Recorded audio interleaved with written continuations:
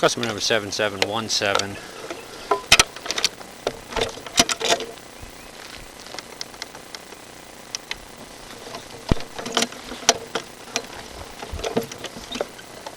Got my camera down the drain, right next to the snake.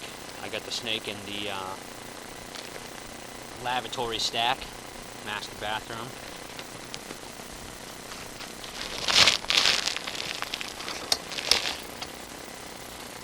You can see all the debris I have on the end of my snake.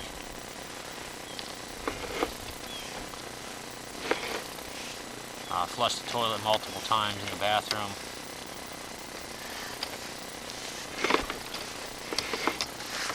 I'm going to go ahead and remove my snake now and continue to flush. Running a bunch of water.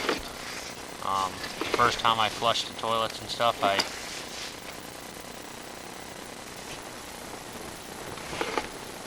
watched it all flush down through the clean out. And we get a lot of standing water in these lines. I think that might have a lot to do with the backup problems.